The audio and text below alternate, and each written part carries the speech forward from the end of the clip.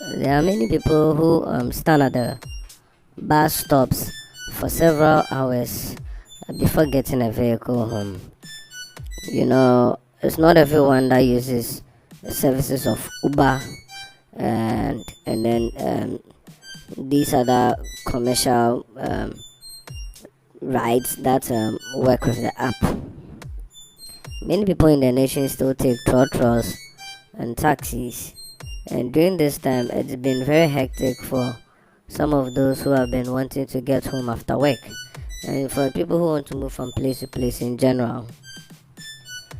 Those who methods of transport is using the trotro and then the taxis are a little bit stranded in some areas because of the traffic condition on our roads. There are many people who stand at these bus stops for so long that they even get so tired they don't even have a good place to rest. There are some bus stops which have a place to sit under those shades which have advertisements on them, but there are other bus stops which don't have those benches for you to rest on. So it's very, very difficult for some of these passengers.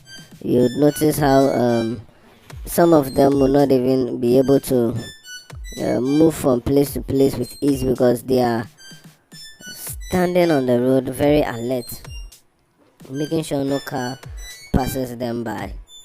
And the other thing that even makes it difficult for them is because of the way the roads have been jammed up, the cars that are supposed to come pick them up, the trotters, are way behind, and sometimes before they get to some of these bus stops, they are already full.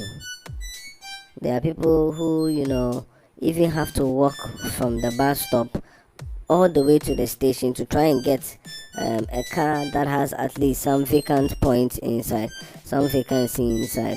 So they look in the trotters to see if there's one or two seats available, and then they can get on board to their destinations.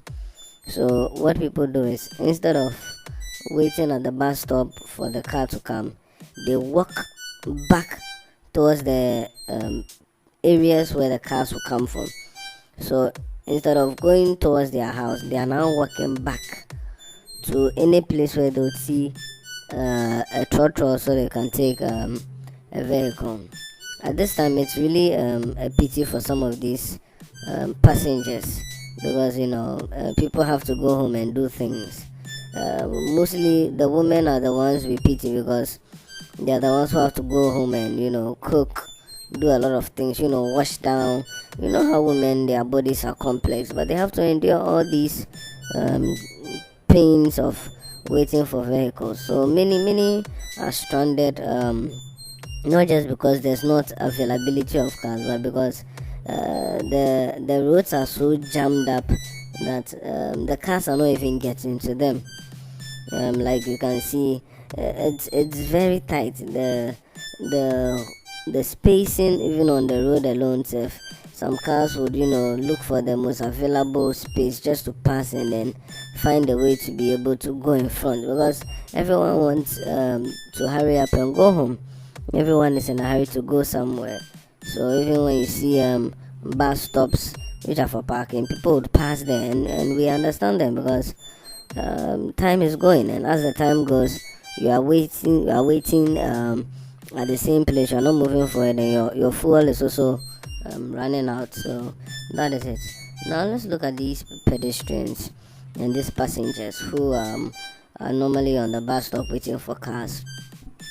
The only fast way for some of them is to take a motor, but because the motor charges are higher than the trotro charges, it's not everyone who is able to afford them and then take them. But for the motors, they are the fastest and the only quick way out in such conditions. But of course, the motor also comes with its disadvantages. Apart from the fact that it's higher than the price of a trotro, the motor is not as safe as a car is, because the motor is not protected. I mean, apart from the helmet that you wear, you don't have anything protecting the rest of your body. When you compare it to a vehicle like a car or a bus, you'd see that not only are you sitting comfortably, you have something over your head and at your sides, so that if anything happens, it will have to penetrate through those panels before getting to you. And then, of course, the motor is not always that you find a motor with a helmet. Sometimes the motor riders only have one helmet on them, and so either they will use it or they will give it to you, depending on your preference or their preference. There are some motor riders, however, who always carry two helmets with them because they know they can always meet a passenger on the road. But there are those who don't care; they don't have an extra helmet. So, for those of you who are working in the town, the city areas, Accra areas, which is normally in flux with a lot of traffic, you'd have to observe the way the traffic works out at different times of the day, so you can get a car home. Because there are many bus stops where you meet people standing there, and they've been standing there for a long time, but they can't go home. So, for some, either you wait till the traffic is over and then you take a car home, or you try and struggle till you get a spot inside any of these vehicles. Another thing to also note is that some people stand at the bus stop for so long, and when they finally get a trotro or a bus or any car, they have to now sit inside the car for a very long time again. So the car is not really an option of speed, it's just an option of getting home. So when it comes to time in such traffic conditions, you cannot dodge. Only motorbikes are applicable in this situation, because they are the only ones that are small enough to find their ways through. Like we were saying in an earlier video, in these types of traffic situations, emergencies are not really a good thing for people, because when an ambulance per se is coming through, of course others will give it way to pass through, but when you look at the speed it will use to get to that place it's going, will be reduced, because the roads are so narrow for it to pass through, even when the cars turn from side to side for it. So this is it. It is what it is. Traffic, and then waiting for cars for long hours. It always happens, and you cannot blame anyone. You cannot blame the government. You cannot blame road constructors. You cannot blame the people who are buying cars every day. It is just what happens. You can only start thinking of measures to make this a little less, problematic for some of these people who want to get home and go to other places, but have to wait and wait and wait for so long. It's a pity sometimes. These are people who actually go to work very early. Some of these people, they go very early, and when they go and they are going up and down doing their work, some of them don't even have enough time to relax and to chill, just to take stress away.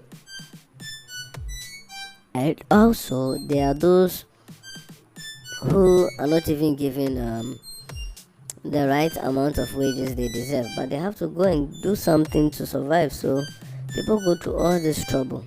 Then at the end of the day, after closing from work, instead of getting home early so you can relax and have the right energy for the next day, you'd waste that energy at a bus stop standing for hours. Even military soldiers, they don't stand for that long, but you see passengers standing for hours, both men and women, children involved, whichever one. As long as you're a passenger looking for a car, you'd stand. Because these bus stops, they don't even come with chairs like that for you to sit on. You get it? And they'll have to stand for all these periods. Old women are like, if you are fortunate and you meet a plantain seller or any food vendor who is situated at a bus stop and has a bench or a chair, then you can sit on it. But if not, you would also have to stand and wait. But can't we do something about it? Because these people, what time would they even get home?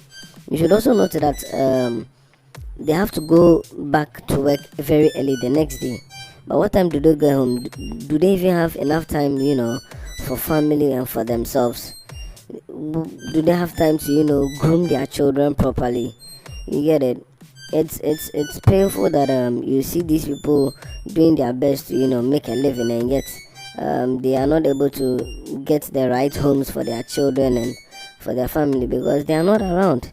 They may not be around to rebuke and correct a child the way they are supposed to be corrected, and the children will just follow any wayward life depending on who their friends and the type of people they associate with. So on one hand, someone will think the parent is being negligent, the parent doesn't really care about the child, but it's not the case.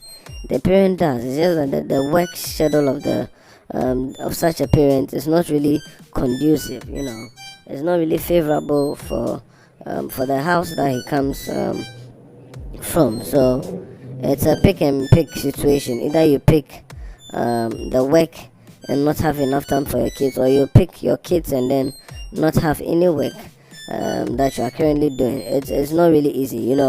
Some people are able to be fortunate to get more than one job, so that at least when one job is not working, the other one will be able to balance it out. But if you are in a situation where you are surviving on only one job, you have only one source of pay, then it will be rather sad for you because you would have to endure all of this hardship. Many people stand at these bus stops every day, especially during this December. As for this December period, it has not been easy for them at all. At all.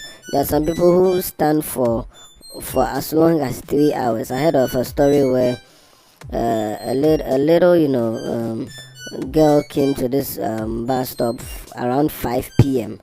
Around 5 p.m. Now, according to her, she waited till it was 8. She had tried her best, but before she would get a trotro, someone will overtake her or someone will push her at the side. And the trotros, they don't come empty. They'll come with maybe one or two people getting down.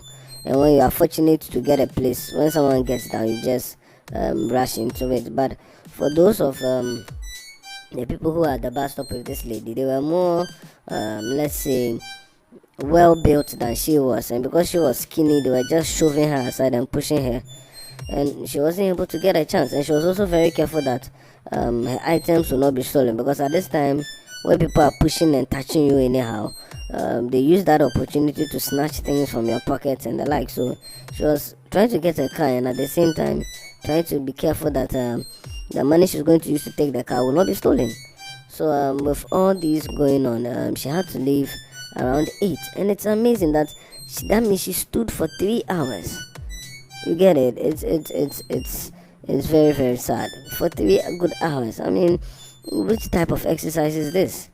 And then there's also the case of some young men who they claim they waited for 2 hours. When they were tired, they decided to walk home. So they walked from 37 all the way to Medina. There were some also who were going towards Kaswa, so they had to walk to a certain place before getting another vehicle. It's serious. So for those of you out there, when you're going out, just know the route you use and be careful of the traffic congestion. Then look at your plans and look at the things you have doing. If it's going to suit you, then fine. If not, then look at the other possible means. What other people do, other passengers and people who want to get home do is that when they close at 5, because they know they'll wait for 3 hours without getting a vehicle because of this traffic condition, they relax somewhere. They go to a nearby restaurant or a pub, or just if their workplace permits them to stay around, they'll stay around. So they'll sit somewhere for 3 hours till the traffic subsides, the traffic jam is gone, and there's free flow of traffic. Then before they come and then get a vehicle to go home. So everyone has their own preference, and it is done according to interest. So we do hope those passengers who are not having this quick access to such transportation home would be relieved soon when all these festive season is over. In the meantime, the motor riders should do their best to target these areas so that they can not only make an income but also help those who need to get home on time. If you think about it, if you get home at 8 o'clock, already you'll be tired. What time will you use to get yourself ready for the next day and interact with your family and then also eat? And then after that also sleep. And the duration of sleep that you have is also very important. So we're wondering how it's going to be like. Maybe things will change, and then there's going to be some much goodness soon. In the meantime, we hope all the passengers and all those who use the road will have it well. Thank you for listening, and have a nice day. You can drop your suggestions about anything to make traffic easier for passengers.